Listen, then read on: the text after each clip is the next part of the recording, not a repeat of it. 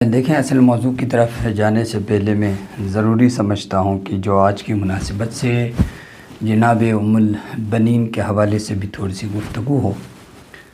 کہ یقیناً یہ خاتون کی جسے امام علی علیہ السلام نے اپنی شریک حیات بنا دیا اور اپنی زوجیت میں لیا امام نے، تو یہ ایک باکمال اور باشرف خاتون تھی کہ جو بہت بڑی بہادر ایک خاتون تھی کہ جس کا نام فاطمہ بنت حزم کے نام سے معروف تھی، کہ جو بعد میں ام البنین کے نام سے ہم جانتے ہیں۔ جو اس خاتون کو جب امام نے اپنی شریک حیات بنانا چاہا یا آپ نے جو ہے رشتہ ازدواج میں لینا چاہا، تو اس وقت جناب عقیل سے آپ نے کہا تھا، اور نسب شناس تھا جناب عقیل، جناب عقیل کہا کہ بھائی علی، میں آپ کے لیے ایک ایسی خاتون کا انتخاب کروں گا کہ جو بہادر ہیں، اس سے جو اولاد اور نسل آگے بڑھے گی وہ بھی بڑے بہادر ہوگی۔ اور یہی ہوا کہ اس خاتون سے جو اولاد آئیں، 4 فرزند اس خاتون سے ہوئے امام علی کے لیے، اور وہ چاروں کے چاروں کربلا میں قربان ہوئے امام حسین علیہ السلام کی ذات پر۔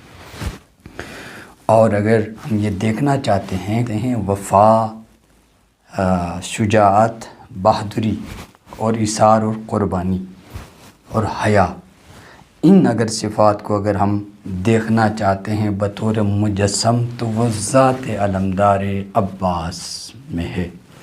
کہ وفا کا پیکر ہیں آپ، بہادری اور شجاعت میں آپ کا مثال کوئی نہیں ملتا۔ آپ نے اپنے بابا علی کی یاد تازہ کروائی کہ جو علی نے خیبر اور خندق اور بدر و حنین میں جو شجاعت دکھائی تھی، عباس نے صفین میں اور پھر کربلا میں وہیں بہادری دکھائی، بہادری اور شجاعت۔ اور ایثار اور قربانی میں بھی آپ دیکھیں کہ آپ اپنی جان اپنے بھائی پر قربان کر رہے ہیں، اور علمدار ہوتے ہوئے یہ گزارش کرتے ہیں کہ بھائی، کہ آپ سے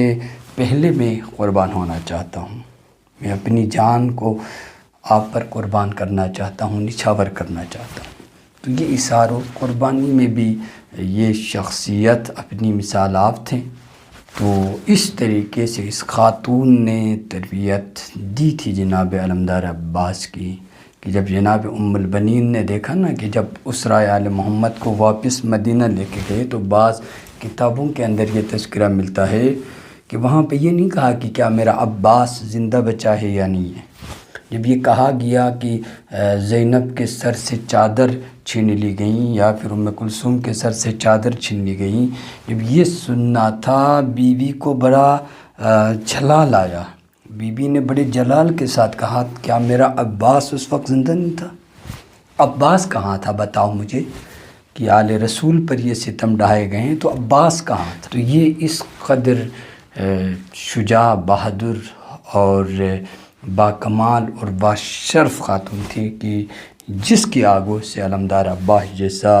جوان پروان چڑھا، اور پوری دنیا کے لیے آج وفا کا پیکر اور بطور استعارہ ہمیں عباس کی ذات نظر آتی ہیں، کہ وفا کا جہاں تذکرہ ہو اور عباس کا تذکرہ نہ ہو، یہ ممکن ہی نہیں ہے۔